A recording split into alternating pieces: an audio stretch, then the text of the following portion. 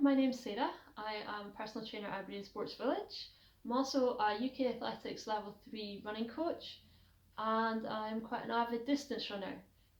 Now, as we all know, unfortunately, the gyms have been shut again, and that's forced a lot of us to take our workouts outdoors. One of the simplest forms of exercise outdoors is being to run, and it's been absolutely fantastic to see the amount of new runners getting out and about. Now, a lot of you will have been following the NHS Couch 5k plan, but what I get asked a lot is when you get to the end of the 5k plan, what's next? So I'm just going to talk to you a little bit about perhaps how to progress your running and how to improve. The first thing I want to say, however, is if you've got to the end of the Couch to 5k plan, then congratulations. That is a big achievement in itself. Don't rush into any decisions as to what you do next. Just reflect on that achievement, and the main thing for you now is just to maintain that consistency. So what you might want to do is have a look back over the last 2 or 3 weeks of the plan and just repeat them over again, and take your time as to make a decision as to what you want to do next. Now, once you've made that decision, it might be that you just want to continue running for yourself. You have no real running goals, but you quite enjoy getting out and about and enjoying some time to yourself and just out in the fresh air. That is absolutely fine. There is no pressure with running whatsoever. It's very individual. What I would say is just try and mix up the route that you run, perhaps the terrain that you run on as well. Instead of running on the concrete all the time, perhaps go and run around your local park. If you do have a loop that you run, and perhaps you run it every time you run it clockwise, then try running it anti-clockwise and just mixing it up a little bit from there. Now, if you decide that you want to progress, the chances are that you've come up with one of two goals. You either want to get faster or that you want to run for longer. So we'll look at them both individually, although they do kind of marry up quite well.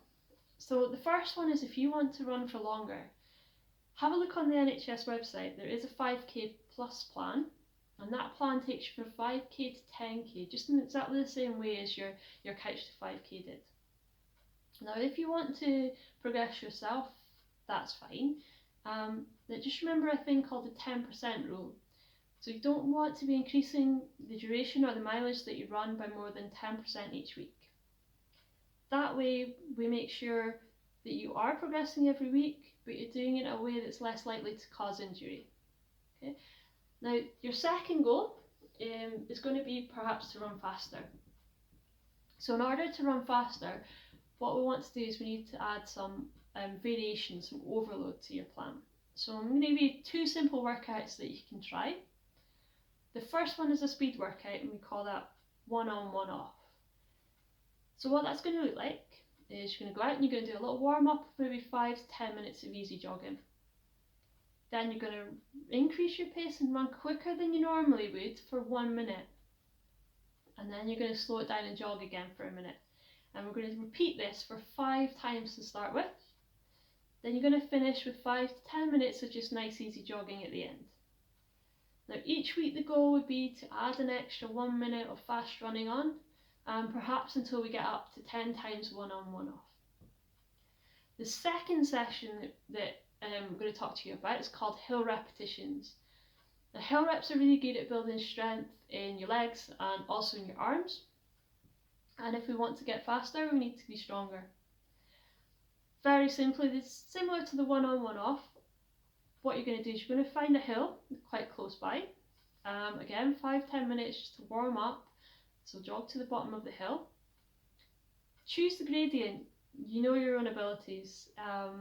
We're going to run up the hill for maybe 20-30 seconds to start with. Then we're going to walk or jog back down.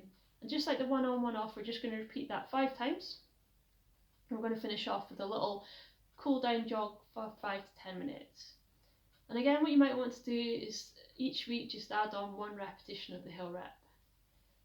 One thing I would say though is perhaps don't have a speed session and a hill rep session in the same week, so vary it from week to week. So you might do a speed work on week 1, hill session on week 2, speed session week 3, hill session week 4, for example. Now, looking into the future, Unfortunately, everything, all clubs and everything are kind of shut down at the moment, as we all know. What you might want to do is look at finding a running partner. Running with someone else can really keep you motivated.